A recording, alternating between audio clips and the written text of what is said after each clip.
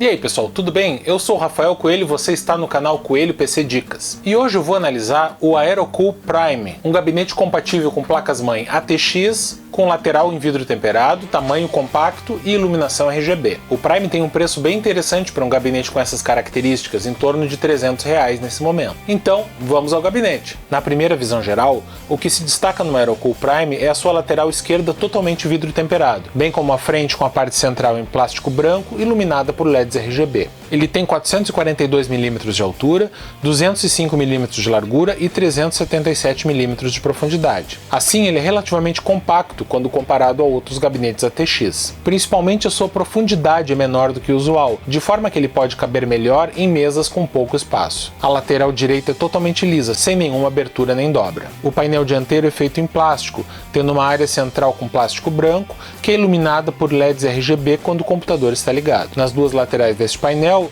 há áreas com ranhuras para entrada de ar. Removendo esse painel, o que se consegue apenas puxando por baixo, a gente vê a parte frontal da estrutura do gabinete, onde podem ser instaladas duas ventoinhas de 120 mm ou 140 mm, ou um radiador de até 280 mm.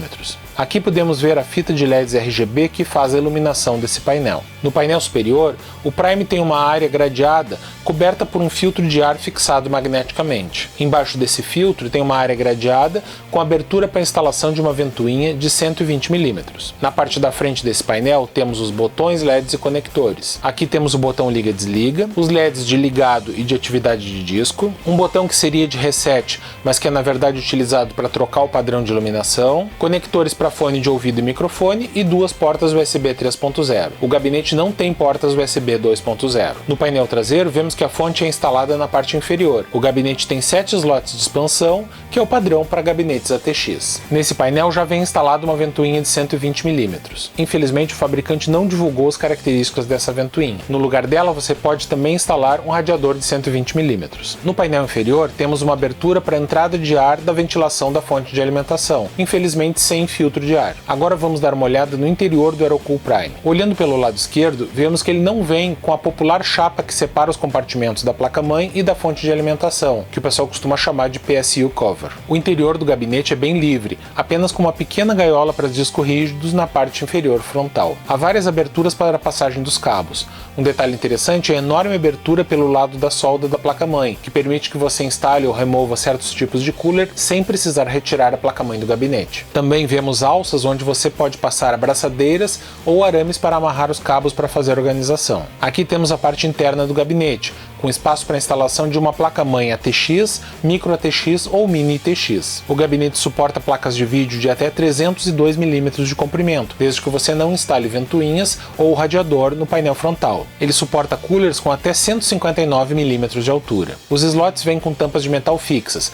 ou seja, aquelas que você tem que quebrar para poder liberar o slot, o que é um ponto negativo. As placas de expansão são fixadas com parafusos comuns. O espaço para a fonte de alimentação tem 170 mm de comprimento. Em termos de baias de armazenamento, o Aerocool Prime não tem muitas opções. Na parte inferior, há duas baias para unidades de 3,5 ou 2,5 polegadas. Atrás da bandeja da placa-mãe, há mais uma baia, apenas para HD ou SSD de 2,5 polegadas. Aqui podemos ver os cabos do gabinete, além do manual, que é apenas um folheto simples, e os parafusos que o acompanham. Para poder avaliar bem o gabinete, eu montei um computador completo nele. Instalei uma placa-mãe Mini TX, mas não se esqueça que ele suporta até mesmo placas-mãe ATX. Note que há bastante espaço livre e que foi possível organizar tudo direitinho, embora os cabos da fonte de alimentação fiquem à mostra. Agora vamos ao mais interessante, que é o sistema de iluminação. Usando o botão de reset, você escolhe o padrão de iluminação entre 18 disponíveis. Segurando o botão por alguns segundos, você desliga a iluminação, o que é interessante em muitos casos. O sistema de LEDs RGB também pode iluminar, de certa forma,